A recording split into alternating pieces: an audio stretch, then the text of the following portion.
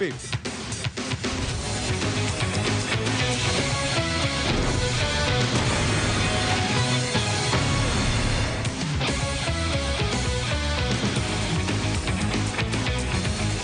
Se acerca el inicio de las clases y en nuestras ciudades cada vez más grandes hay una demanda de transporte para los escolares menores de edad que deben ser llevados a sus colegios cuando los padres trabajan o no pueden hacerlo.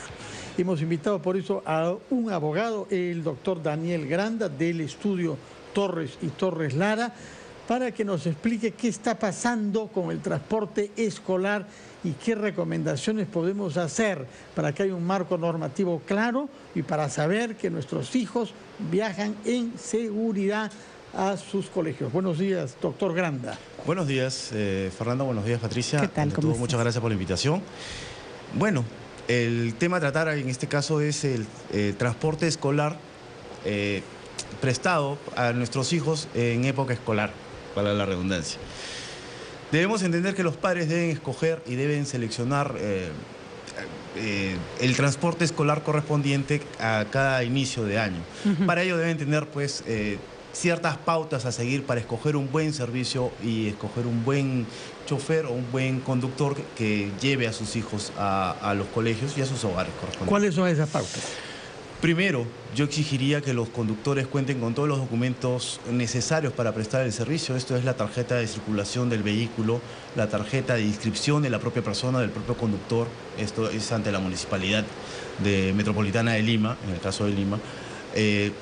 SOAT, para la unidad revisión técnica de ser el caso, y que la unidad cuente con las determinadas características de seguridad mínimas exigidas por la normativa. Esto es que cuente con extintores, botiquines, conos de seguridad, láminas retroreflectivas, entre otras características, ¿no? Claro, ¿colabora con esto las escuelas, los colegios? Bueno, porque los colegios no pueden cerrar los ojos. Ellos ven, las autoridades ven que van los mismos transportistas que llevan a los niños. Por supuesto que no es un negocio de los colegios, pero en fin, hay algunos colegios que sí recomiendan algunas listas de transportistas conocidos, ¿no? Claro, la responsabilidad de los colegios en este caso no es una responsabilidad directa toda vez que el servicio no lo presta propiamente dicho el colegio. Pero sí debe asumir cierta responsabilidad al momento de, por lo menos, empadronar a las unidades de transporte escolar para poder dar cierta referencia, no avalándolas, porque obviamente ellos no son responsables de la situación de las unidades, pero sí por lo menos para poder tener una relación de aquellas unidades que están empadronadas para prestar el servicio escolar en el colegio propiamente dicho. ¿Qué pasa si un niño que está en una movilidad sufre un accidente? Es decir, la señora choca, por ejemplo. ¿Qué seguros lo cubren? ¿De qué se tienen que asegurar los padres? ¿En qué han quedado con la señora de la movilidad? Supongo que algún mínimo protocolo ante una emergencia tiene que haber, ¿no? Claro, bueno, definitivamente todo vehículo está protegido ante un accidente por intermedio del SOAT. Del SOAT, de acuerdo. El SOAT es el principal seguro que debe tener todo vehículo de transporte para poder ser atendido en caso de alguna emergencia, algún accidente de tránsito. De acuerdo. Adicionalmente a ese seguro, bueno, sería una cuestión de que el conductor o el prestador del servicio adquiera un seguro adicional para poder cubrir algún tipo de eventualidad, ¿no? Y ponerse de acuerdo con los, por ejemplo, cuando uno inscribe a su hijo en el colegio, muchas veces te preguntan que ante una emergencia, ¿a dónde llevarlo? ¿No? Claro, en todo caso, al momento de contratación con el personal de transporte, poderles brindar números telefónicos de emergencia frente a cualquier eventualidad que pueda pasar.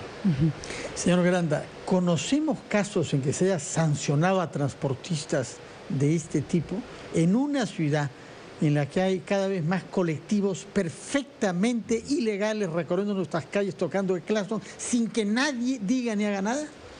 Bueno, en ese aspecto te podría decir que hay una deficiencia pues en el tema de fiscalización ante estas situaciones en el tema de transporte escolar.